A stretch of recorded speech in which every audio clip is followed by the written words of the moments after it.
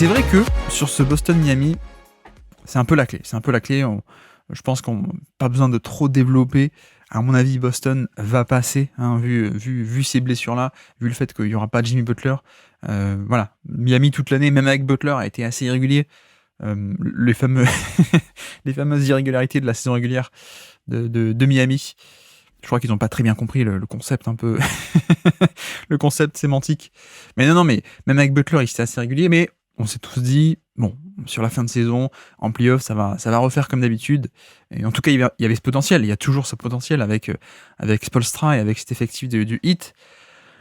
Là, pour le coup, sans Butler, ça devient quand même très compliqué pour moi. Donc, je pense que Boston va passer assez facilement, même si, pour le coup, je pense que Miami peut beaucoup embêter Boston côté défensif du terrain. Même si, bon, Butler aussi était fantastique en défense, il est encore fantastique. Mais c'est vrai que, même sans Butler, je pense que Miami, avec l'effectif et avec la patte Spoelstra, voilà, ça reste aussi une des meilleures défenses dans la fameuse gap defense, donc venir un peu dans les gaps, venir dans les petits espaces pour boucher l'espace, soit en tête de raquette, soit après sur le côté faible, soit plus proche du panier, je veux dire, etc., etc. Donc je pense que c'est pas impossible que défensivement Boston galère un peu. Surtout que Boston est une équipe qui se repose beaucoup, vous le savez, sur le shot-making et sur le fait de prendre beaucoup de 3 points plutôt que d'aller tout le temps au panier. Donc il y a un élément assez aléatoire, finalement. Bon, le bon côté pour Boston, c'est qu'ils ont plein de shooters de très haut niveau. Donc voilà, ils mettent aussi beaucoup de tirs, mais parce qu'ils ont aussi beaucoup de très bons shooters. Donc c'est pas non plus une anomalie tout le temps. Mais, ben voilà, sur une série de playoffs, on a aussi affaire à des petits échantillons. Déjà, donc ça peut arriver de se trouver sur 1 ou 2 ou 3 matchs, complètement. Et puis voilà, il y a peut-être un effet aussi psychologique, je sais pas, mais un peu cercle vicieux, qu'on a déjà vu avec Boston en playoff, mais pas que du tout. Mais voilà, la défense de Miami, pour moi, a un peu ce potentiel pour, même sans Butler, arriver à embêter totalement l'attaque de Boston et son fameux spacing, mais le très peu de drive, très peu de lancers francs et très peu on va à l'intérieur. Miami peut défendre totalement bien à l'intérieur et donc un peu limiter Boston à rester et à ronronner dans le périmètre.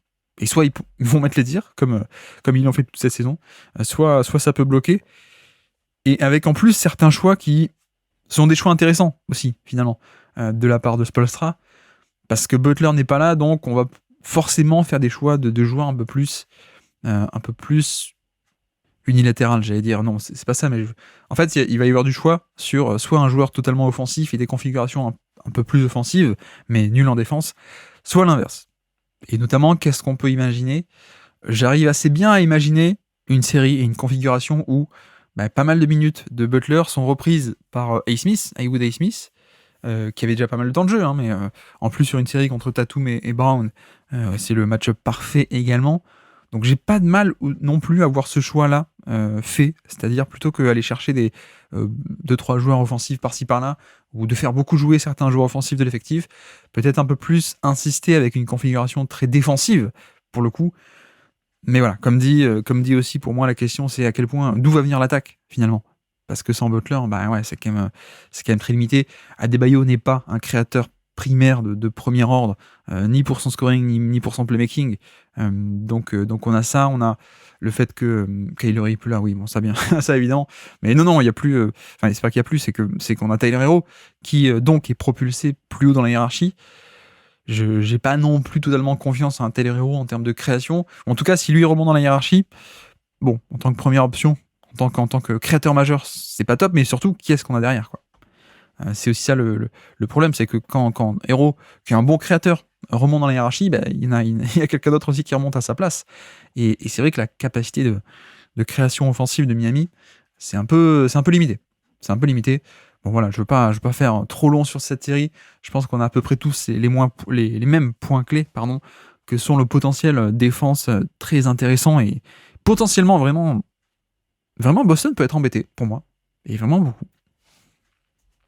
Réellement beaucoup. Mais à quel point est-ce que, si Spoelstra part aussi là-dessus, à quel point est-ce que l'attaque peut pas être un peu moins bonne, ou de toute façon à quel point il n'y a pas un plafond aussi, juste un plafond offensif à cette équipe également. Voilà. Bref, donc je vais quand même dire Boston. Je vais dire Boston 85, 90%. Ouais, je pense. Je préfère parler comme ça plutôt que en termes de score, parce que vous savez, parfois il peut y avoir des séries très disputées mais qui se finissent en 4 matchs, dédicace Lakers Denver de l'an passé, ou alors des séries qui vont en 6 ou 7 matchs et qui sont un peu pénibles ou pas toujours disputées, ou alors enfin bref. Donc le score précis, à la limite, je m'en fiche un peu, mais je pense que je prendrais Boston à 80. Combien j'ai dit? 85%, ouais, je pense. Après, bon, s'il y a un upset, ce sera peut-être motivé par la défense, mais j'ai du mal à voir d'où vont venir les points. À moins que Duncan Robinson devienne une superstar offensive. Mais voilà, Duncan Robinson, Jaquez, Hero, Adebayo, Rozier. Bon, je suis pas non plus le plus grand fan de Rozier en plus en termes de création contre des défenses d'élite. Bon, voilà, ça me paraît quand même un peu short. Donc, on va dire Boston à 85%, et on se laisse 15% de... Ah ouais, quand même, peut-être l'upset de la décennie, je pense. Mais voilà, ok, Boston. Merci d'avoir écouté cet extrait. S'il vous a plu, l'émission complète est disponible en description et on se donne rendez-vous sur le feed principal du Basket Lab pour l'intégralité des podcasts. À bientôt.